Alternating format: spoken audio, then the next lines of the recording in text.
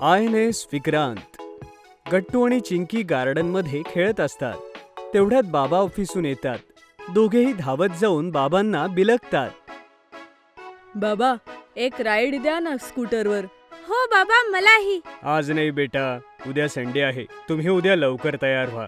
आपण एका इंटरेस्टिंग जागी फिरायला जाऊ. कुठे बाबा? ते आत्ता नाही सांगणार, ते एक सरप्राईज आहे. दुसऱ्या दिवशी गट्टू, चिंकी आणि त्यांचे आई बाबा तयार होतात. आता तरी सांगा, कुठे जातोय आपण? फक्त थोड्या वेळ बाळांनो, आता तुम्ही स्वतःच बघा. थोड्याच वेळात सगळेजण गेटवे ऑफ इंडियाला पोहोचतात. वाव, ह्याला काय म्हणतात बाबा? ही कुठली जागा आहे? बेटा, याला गेटवे ऑफ इंडिया म्हणतात. हे किंग जॉर्ज 5 आणि राणी मेरीच्या स्मरणार्थ बांधलं होतं. त्या काळी मुंबईला बॉम्बे म्हटलं जायचं. आता तुम्ही सगळे आईसोबत इथे फिरा, फोटो काढा. मी तोपर्यंत पुढे जायचं तिकीट घेऊन येतो. दोघंही एन्जॉय करू लागतात. आई त्यांचा फोटो काढते. तेव्हा गट्टूचं लक्ष एका बोटीवर पडतं. चिंकी, ती बोट बघ.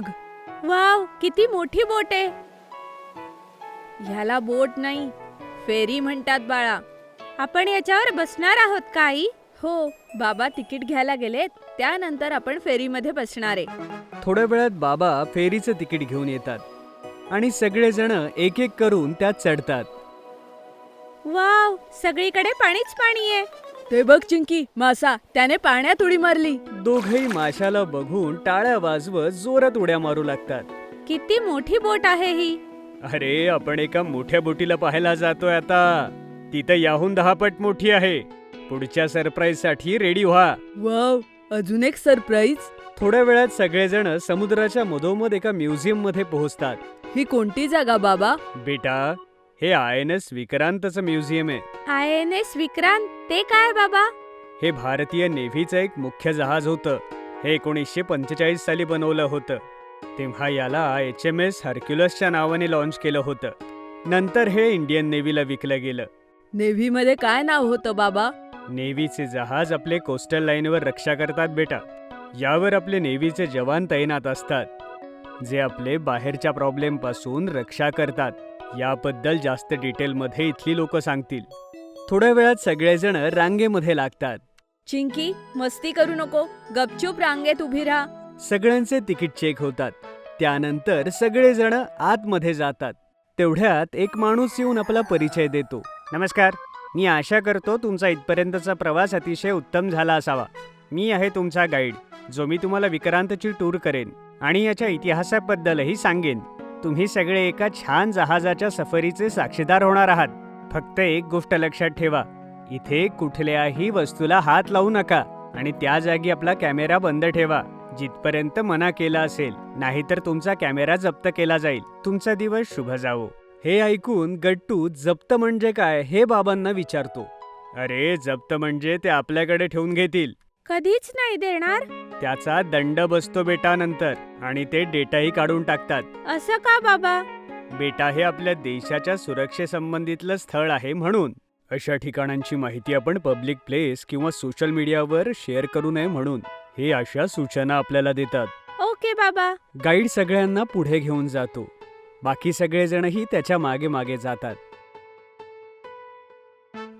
मी सर्वात प्रथम तुम्हाला INS विक्रांतच्या इतिहासाबद्दल सांगतो. ब्रिटनने याची निर्मिती केली होती. हे 1961 पासून 1997 पर्यंत सेवेत होतं. यानंतर याला एका म्युझियमचं स्वरूप देण्यात आलं, जेणेकरून सगळे हे पाहतील, याबद्दल अधिक जाणून घेऊ शकतील. तर आता ह्याचा काहीच उपयोग होत नाही काका? हे तर येत नाही, पण अजून एक विक्रांत नावाचं विमानपोत आहे, जे पूर्णतः भारतात बनलेलं आहे. आपण तेही इथे बघू शकतो? नाही बाळा, ते आता देशाच्या सेवेसाठी लागलेलं आहे. ते आपण आत्ता नाही पाहू शकणार. त्यावर भारतीय नौसेना आपलं काम करते आणि पूर्ण कोस्टल एरियावर लक्ष ठेवते. आता तुम्ही थोडं फिरून पूर्ण एरिया पहा आणि 15 मिनिटांनंतर पुन्हा इथे या. भारताचा किनारा इतका मोठा आहे की एवढे मोठे जहाज इथे ठेवावे लागतात. हो बाळा, भारताची 7,000 किलोमीटर समुद्ररेखा त्यानेच जोडली आहे. याच्या एका बाजूला अरबी समुद्र तर दुसऱ्या बाजूला बंगालची खाडी आहे. दक्षिणेत दोघे मिळून हिंद महासागर बनतात. वाव, आपण तिथेही फिरायला जायचंय? हो बाळा, लवकरच आपण दक्षिण भारतात फिरायला जाऊ. थोड्याच वेळात गाईड पुन्हा येतो. चला आपण पुढे जाऊया. विक्रांत शब्द संस्कृत भाषेतून घेतला आहे. याचा अर्थ आहे साहसी, इंग्लिशमध्ये करेजस. याचा आदर्श वाक्यही संस्कृतात आहे. या जहाजाने 1971 मध्ये पाकिस्तान विरुद्ध लढाई लढली होती. याला संग्रहालय कोणी केलं? याला म्युझियम बनवण्याची आयडिया BMCची होती. हे अतिशय युनिक मेरीटाईम म्युझियम आहे. मला तर हे सगळं ऐकूनच मज्जा येतेय. भारताजवळ अशी अनेक जहाजं असतील ना काका?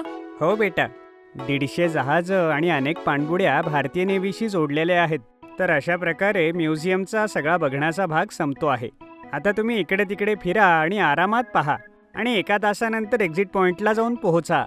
गट्टू आणि चिंकी धावत धावत जाऊन विक्रांत बघत असतात. आई बाबा पण हे पाहून खुश होतात.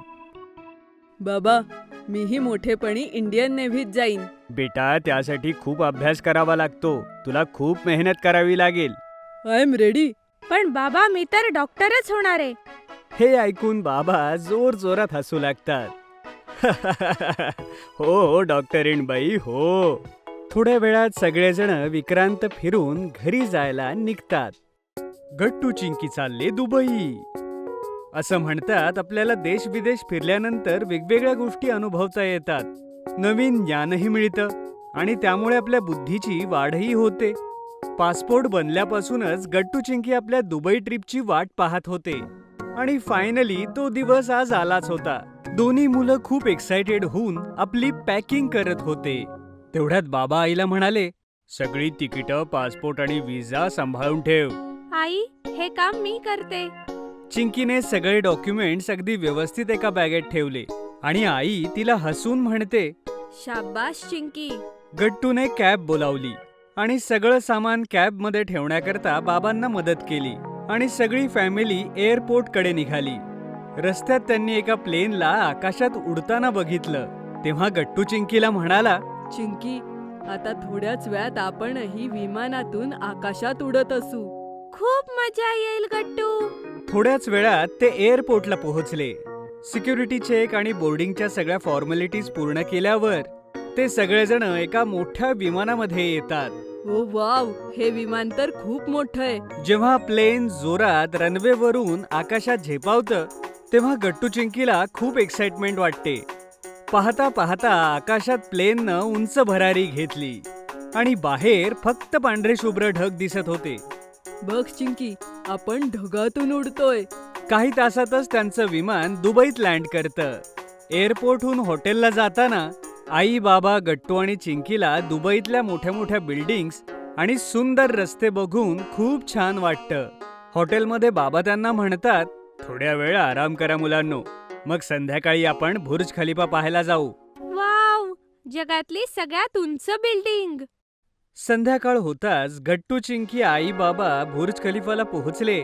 तेव्हा त्या बिल्डिंगची उंची पाहून सगळ्यांचे डोळे अगदी उघडेच राहिले. असं वाटत होतं की बुर्ज खलिफावरती चढून थेट आकाशालाच हात लावता येईल.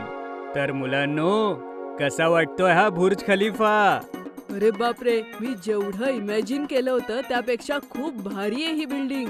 त्या दिवशी टीव्हीवर पाहून विश्वास बसत नव्हता की कुठली बिल्डिंग इतकी उंच असू शकते. आज तर डोळ्यांसमोर पाहिलं. हो मुलांनो, बुर्ज खलिफा 800 मीटर पेक्षा जास्त उंच आहे. चला, आपण सगळे आता ह्यामध्ये जाऊ. एवढं बोलून गट्टू चिंकी आई आणि बाबा बुर्ज खलिफाच्या आत जातात. तिथून लिफ्टने ते थेट ऑब्झर्वेशन डेस्कला जातात, जी लेवल 125 होती. तिथून त्यांना दुबईचं खूप सुंदर असं दृश्य बघायला मिळत होतं. हा किती भारी व्ह्यू आहे ना चिंकी? हो गट्टू, इथून उंच उंच इमारती सुद्धा छोट्या खेळण्यासारख्या दिसतात. बुर्ज खलिफाचा तो कधीही न विसरणारा नजारा बघून सगळेजण बुर्ज खलिफाच्या समोर दुबई फाउंटन शो बघायला जातात. दुबई फाउंटन शो मोठ्या मोठ्या इमारतींच्या मध्ये एक मोठ्या तलावात होता, जिथे म्युझिक आणि लाईट सोबत पाण्याचे फवारे उठत होते आणि असं वाटत होतं ते कारंजे त्या म्युझिक प्रमाणे डान्स करत होते की काय. ते बघ चिंकी, ते कारंज किती उंच उडालं. हो, आणि म्युझिक सोबतच त्या कारंजांची दिशा बदलतीये.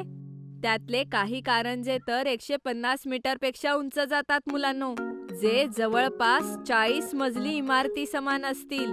फाउंटनचा उंच कारंजा उडाल्यावर बाबांनी सगळ्यांना सांगितलं, हा दुबई फाउंटन शो जगातला सगळ्यात जास्त कोरिओग्राफ असा फाउंटन शो आहे. घट्टू आणि चिंकी आनंदानं टाळ्या वाजवतात. तुमच्या या आनंदासाठीच ही दुबई ट्रिप अरेंज केलीये. दुबई फाउंटन शोचा पूर्ण आनंद घेतल्यावर आई, बाबा, गट्टू आणि चिंकी पाम जुमेराकडे निघाले. पाम जुमेरा हा एक फेमस मॅन मेड आयलंडचा ग्रुप आहे, ज्याला मॉडर्न आर्किटेक्चर आणि इंजिनिअरिंगचा चमत्कार मानला जातो. चारी बाजूंनी पाण्याने घेरलेला आयलंडचा असा एक समूह, ज्याचं डिझाईन एक पाम लीफ प्रमाणे आहे आणि जो दिसायलाही अत्यंत सुंदर आणि अप्रतिम आहे. पाम जुमेरा बघण्यासाठी गट्टू, चिंकी आणि आईबाबा मोनोरेलमध्ये चढतात, जे त्यांना मेन आयलंड पासून थेट ॲथलेंटिस हॉटेलमध्ये नेतं. मोनरेलमधून बाहेरचं दृश्य अतिशय अमेझिंग होतं. अगोदर दुबईच्या मॉडर्न बिल्डिंग्स आणि मग डोअरपर्यंत फक्त पाणीच पाणी. आणि ॲटलांटिस हॉटेल त्याच्या युनिक डिझाईनमुळे संपूर्ण दुनियेत फेमस आहे. अरे चिंकी, हे अटलांटिस हॉटेल तर आपण खूप सगळ्या पिक्चर मध्ये पाहिलंय. हो, किती सुंदर आहे ना हे. मुलांनो, दुबई हे शूटिंग डेस्टिनेशन सुद्धा आहे हॉलिवूड आणि बॉलिवूड साठी, म्हणून तुम्ही खूप पिक्चर्स मध्ये अटलांटिस हॉटेल पाहिलं आहे. पाम जुमेरामध्ये बरेच सारे हॉटेल्स, कमर्शियल कॉम्प्लेक्स आणि फिरायच्या भरपूर जागा होत्या. गट्टू आणि चिंकीसाठी हे एक्सपिरियन्स करणं खूप अमेझिंग होतं. एवढं सगळं फिरल्यानंतर गट्टू आणि चिंकी खूप थकले होते आणि हॉटेलला परत आल्यानंतर त्यांना खूप गाढ झोप लागली. दुसऱ्या दिवशी सकाळी आईने त्यांना उठवलं तेव्हा त्यांच्या मनात एक क्युरिओसिटी होती की आज कुठे कुठे फिरायला जाणार आहोत. आजचा काय प्लॅन आहे बाबा? हो, आज आपण कुठे फिरायला जाणार आहोत बाबा? आई हसून बाबांकडे पाहते. आज तर अगोदर मी तुमच्या आईला शॉपिंग करवणार आहे. त्यानंतर मग आपण सगळे डेझर्ट सफारीला जाऊ. शॉपिंगसाठी सगळेजण दुबई मॉलला जातात, जो तिथला सगळ्यात फेमस मॉल होता. तिथे जाऊन गट्टू आणि चिंकी दुबई मॉलची साईज पाहून आश्चर्यचकित होतात. एवढा दूर पसरलेला मॉल त्यांनी कधी पाहिलाच नव्हता. अरे बापरे, हा मॉल तर किती मोठा आहे. नजर जाईल तिथपर्यंत हा मॉलच मॉल आहे. अरे ते बघ, तिथे त्या बोर्डवरती दुबई मॉलची काही माहिती लिहिलेली आहे. गट्टू आणि चिंकी जवळ जाऊन तो बोर्ड बघतात. हा मॉल तर 200 फुटबॉल ग्राउंड एवढा मोठा आहे. दुबईमध्ये सगळ्याच गोष्टी अशा लांब, उंच आणि मोठ्या असतात का? आपण सगळा दिवस जरी फिरलो तरी हा मॉल कव्हर करू शकणार नाही.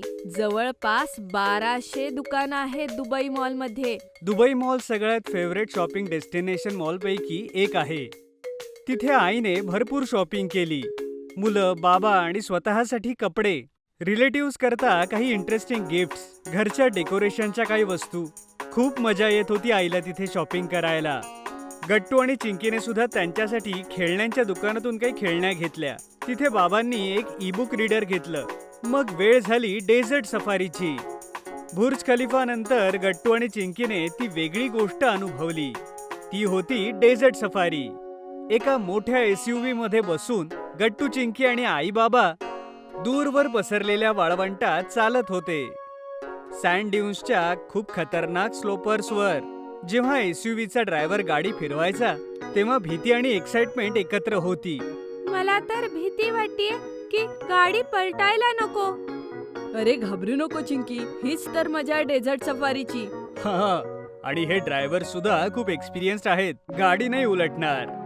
सँड ड्यून्सवर SUVच्या राईड नंतर ते सगळे डेझर्टमध्ये ॲडव्हेंचर स्पोर्ट्ससाठी जातात. गट्टू आणि चिंकीने तिथे सँड बोर्डिंग ट्राय केलं. तसंच आई आणि बाबांनी क्वाईट बायकिंगचा आनंद घेतला. रात्री डेझर्ट सफारीचं अजून एक अट्रॅक्शन होतं. मोकळ्या आकाशाच्या खाली टेंट्समध्ये लोकल म्युझिक, डान्स आणि अप्रतिम जेवण.